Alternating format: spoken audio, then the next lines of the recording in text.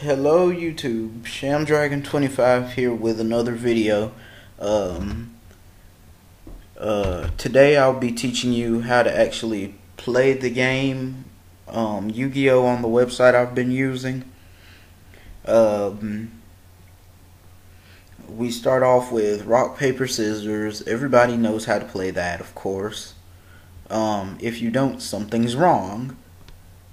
The person who wins rock, paper, scissors gets to decide who plays first or who plays second.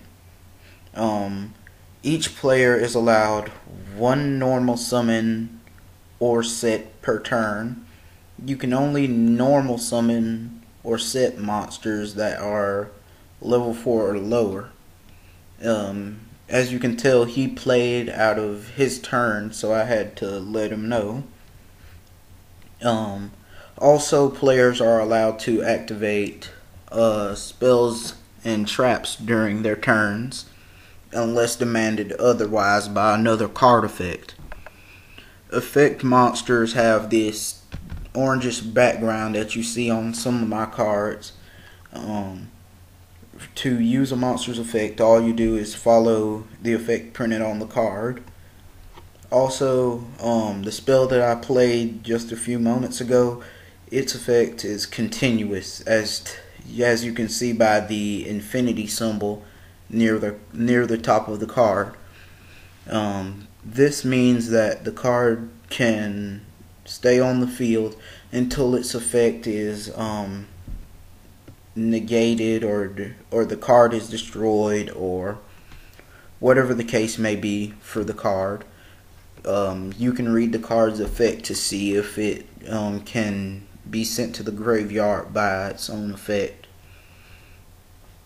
My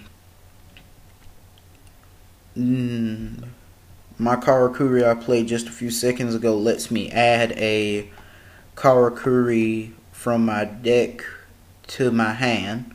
It can be spell, trap, or monster card. I pick Ninishi here, and I then have to exit out of my deck, which is then shuffled for me automatically. I then end my turn. Trap cards have to be set before they can be used. They have to be set for a whole turn, such as that purplish card in my hand a few seconds ago, Solemn Judgment. That is a trap card. More specifically, it's a counter trap, but I'll get more in detail on that later. Counter traps are, well, first off, let me talk about normal traps. Sorry, getting ahead of myself here. Normal traps are cards that have to be set before their effects can be activated. Like, you can set a normal trap during your turn, but you can't activate it until your opponent's turn. Although the card may say that you can't activate it on your opponent's turn, or the conditions for the card effect may not be usable. Here he plays a card which I have to show him my hand. As you see, I click the little hand icon with the cards on it to show him my hand. He then clicks one card from my hand, and I have to discard it. Discard meaning send a card from my hand to the grave. Since he only has one card, that's the only card he can discard, so of course he can only use that one card to discard. In other words, he doesn't have to show me his hand.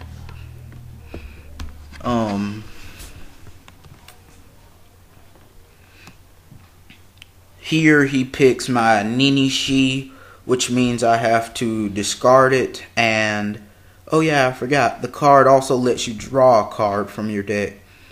Drawing is like picking up cards from your deck. Here he plays Dark World Dealings, which lets you draw a card, then discard a card. Here I discard, sorry, can't think of his name. Let's just say Movie Maker has terrible graphics here. I'll blame it on Movie Maker. Anywho, he plays that spell card that he just played is a field spell card. Field spell cards have like a 4-pointed star looking thing on them. Like a continuous spell card has the infinity symbol. The field spell cards are they are very similar to continuous cards as well, in my opinion. Field spells, they aren't destroyed unless by their own effect or by a card that destroys spell or trap cards.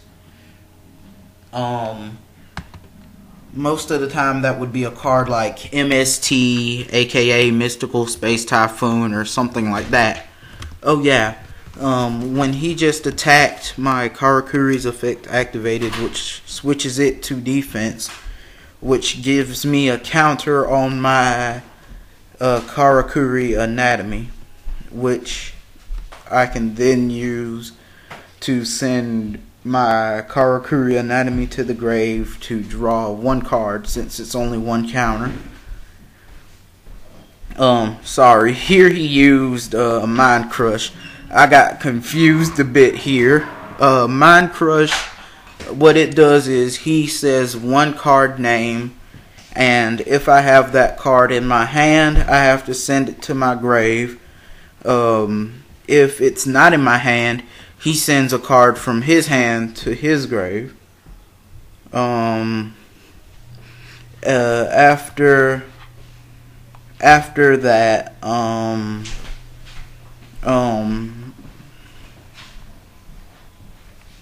well, it's pretty much self-explanatory. It's a normal trap.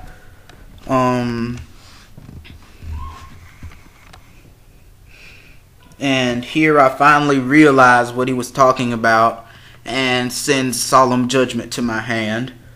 To my grave, my bad. Getting a little fuddled here.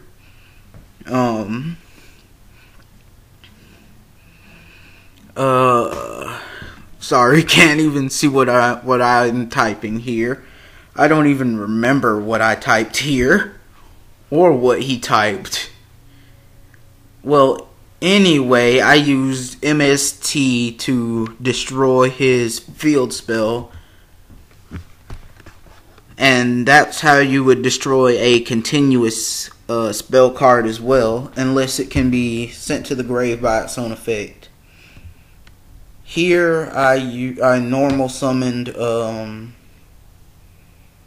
my strategist, which I couldn't use its effect because of skill drain. Skill drain is a continuous trap card, very similar to continuous spell cards. The difference is they work like spell cards. Not spell cards. They work like trap cards, not spells. In other words, you have to set them and wait a turn before you can use them. Skill drain has an effect that it negates all monsters on the field's effect, but you have to pay 1,000 life points to activate it. So he gave up 1,000 life points, so I couldn't use my effect.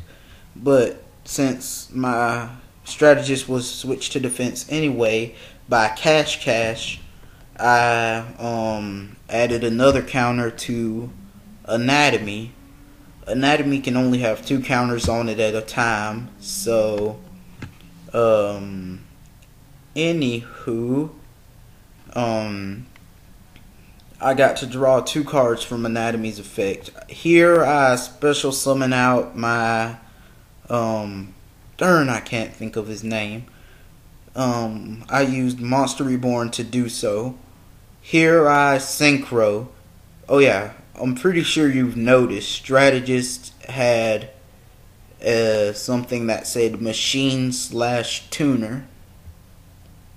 Tuners are monsters that are used for synchro summons. When you synchro summon a monster, you add the level of the tuner to the level of the monster of the other monster you're using as synchro material. The synchro monster in turn has to have the same amount of stars as the monsters that you use to synchro summon him. In other words, I used my level 2 Karakuri with my level 3 Strategist, which is a tuner, to synchro summon level 5 Hyper Librarian. Currently I can't use Hyper Librarian's effect, but that's really not important. Oh yeah, you can chain cards to your opponent's end phase. See, here I used Compulse to send his Beige back to his hand. And then soon as I ended my turn, he used Trap Dust Shoot. This card means I have to show him my hand as long as I have 4 cards in my hand. When he activates it, I have to show him my hand. He picks 1 monster in my hand. I have to send it to the top of my deck. Here I misclicked. But anyway, I have to send my Watchdog to my deck here. After you send a card to your deck, you should always shuffle. I forget whether I shuffled here or not. Yep, I did apparently. Okay, so yeah, that's what you're supposed to do. Here I attacked him and he recognized it, so he took his life points down. Oh yeah, to take down or add life points, you click in that white box in the center of the screen and you type the number of life points to be subtracted or added. If they're subtracted, that red symbol means subtract, so all you do is just press enter. If they're supposed to be added, you click the red symbol and it turns into a green plus sign.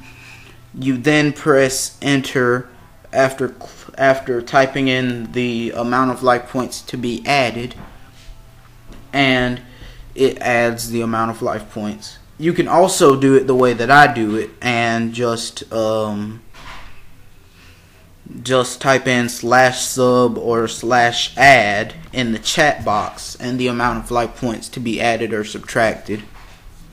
Oh yeah, here's Pot of Avarice, which means I have to send 5 cards from my graveyard back to my deck, shuffle them, and then I get to draw 2 more.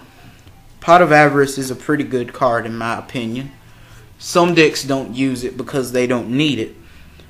This deck, however, needs it, so I use it accordingly.